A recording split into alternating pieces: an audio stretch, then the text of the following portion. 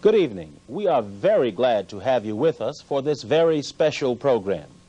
This program is special because with this evening's guest, we reach a plateau in our quest to find out who we have been and who we are.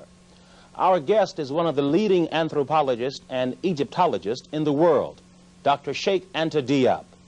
Dr. Diop was born in Senegal, and at age 23, he went to Paris, France to continue advanced studies in physics. In 1966, the first World Black Festival of Arts and Culture, held in Dakar, Senegal, honored Dr. Diop and Dr. W.E.B. Du Bois as the scholars who exerted the greatest influence on black thought in the 20th century. Dr. Diop, who is also a linguist, is director of the Radiocarbon Laboratory at the Fundamental Institute of Black Africa at the University of Dakar in Senegal. In this first segment, Dr. Diop discusses the evolution of mankind. Aujourd'hui, la science sait de façon sûre que l'humanité a pris naissance en Afrique, sous la latitude du Kenya, dans cette région qui est à cheval sur le Kenya, l'Éthiopie et la Tanzanie. We are able to say scientifically today, to say with certainty that mankind was born in Africa on the latitude more or less of Kenya, and that area which comprises Kenya, Éthiopie, Ethiopia, and Tanzania. Et qui va même jusqu'en Afrique du Sud, suivant un axe nord-sud. And going on a north-south axis all the way south to South Africa. Or, une humanité qui est née sous une telle latitude au niveau de l'équateur n'aurait pas pu survivre si elle n'était pas pigmentée noire dès son apparition. So it's clear that any humanity that had its birth in that region could not have survived in an equatorial region without pigmentation. La nature ne crée rien au hasard et elle a protégé l'humanité qui est née sous l'équateur en Afrique par un écran de mélanine. C'est ce qui fait que les premiers hommes étaient nécessairement noirs tant qu'ils n'étaient pas encore sortis de l'Afrique.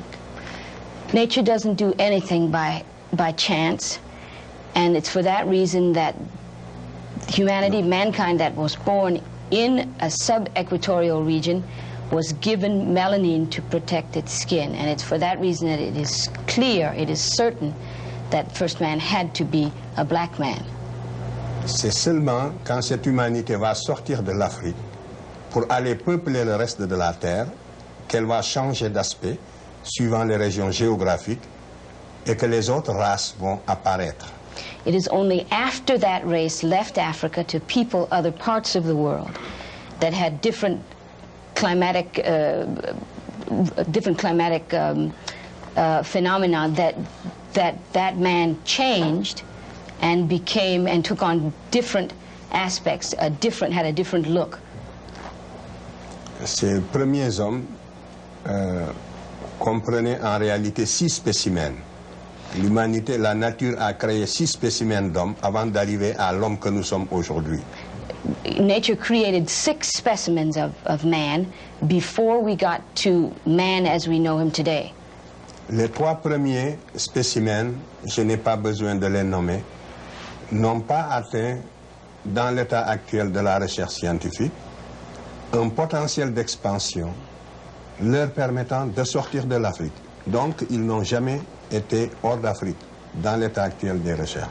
According to the scientific information that we have now, it appears that the first 3 of these species, which is not necessary to name, never acquired the potential or never arrived at the potential for exporting or leaving their own area. Non, n'ont jamais atteint un potentiel d'expansion pour sortir de l'Afrique. They never had the potential to expand and to leave Africa. Yes.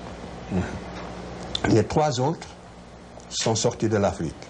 3 others did leave Africa. Le 4e et le 5e ont disparu. The 4th and the 5th of these species disappeared. Il ne reste que le 6e qui est l'homme que nous sommes. And what remains is man as we know him, that sixth species. Le cinquième, c'est celui-là que j'ai projeté ici. Vous le voyez. Cet homme ressemble beaucoup à l'homme actuel, mais il n'est pas encore arrivé au stade de l'homme actuel. C'est le cinquième? C'est le cinquième. This is the fifth of these species, which, as you will see, resembles very much man as we know him today. Mais il n'était pas encore très différencié. He was not yet but man as we know him today was not differentiated a great deal from this man. Si vous le regardez, vous verrez que la différence qui le sépare de l'homme que nous sommes, c'est qu'il n'a pas de front. Vous voyez, les yeux sont presque à la place du front. You will see that the difference, the major difference here, is that the fifth species did not have a forehead. You'll see that the eyes are situated very close to the top of the head. C'est très important ce détail, il faut le remarquer, il n'a pas de front. Donc il n'a pas, son cerveau antérieur est très différent du cerveau antérieur de l'homme actuel. Si vous le regardez, c'est comme s'il avait les yeux ici. It's very important, this is a very important detail. It means that the brain inside was very different from the brain inside of man as we know him today. Et quand on étudie son cerveau, quand on étudie l'anatomie de son cerveau, on voit qu'il n'a pas cette partie-là, ce cerveau antérieur. And studying his brain, ce qu'on appelle le lobe antérieur du cerveau, il ne l'a pas. He does not have the anterior lobe of the brain. In studying, in anatomical studies, it has been determined that he did not have this anterior lobe. C'est la grande différence entre lui et l'Homo sapiens sapiens que nous sommes. That is the major difference, the fundamental difference between Homo sapiens sapien, which is what we are. Et ce spécimen n'a jamais pu sublimer la nature pour créer l'œuvre d'art.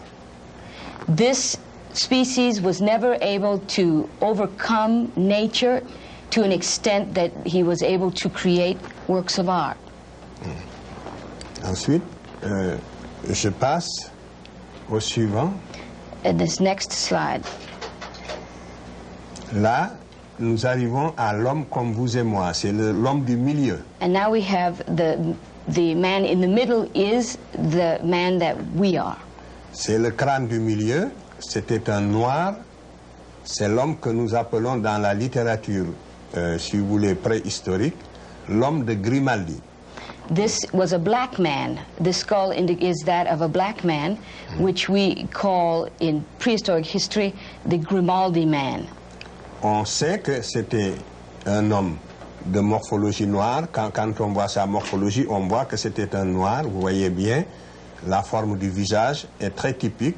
Et nous l'avons comparé avec un crâne d'Africain d'aujourd'hui. Le crâne de gauche, c'est un crâne de Malien que nous avons dans notre collection à Dakar, à l'IFAN. Et le crâne de droite, c'est le premier homme blanc qui apparaît sur la Terre, à la suite de la transformation de l'homme du milieu.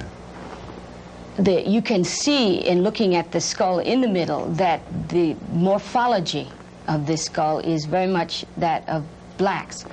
That is the skull of modern man. To the left of it, we have the skull of modern African man. It is one of those that is in our collection at the University of Dakar. L'homme qui est à droite maintenant, on ne le verra que l'homme qui est au milieu est entré en Europe il y a 40 000 ans. 40,000 years ago, the man in the middle left Africa and went to Europe. Il va vivre en Europe de moins 40 000 ans à moins 20 000 ans, et c'est pendant cette période d'adaptation à un climat extrêmement froid qui est très différent du climat actuel. Parce que c'est pendant la dernière glaciation que la Terre a connu et qui a duré 100 000 ans. Il va donner naissance, donc par mutation et adaptation, au troisième crâne de droite qui est l'homme de Cro-Magnon. The skull at the extreme right of the screen is that of Cro-Magnon man. It was between 40 and 20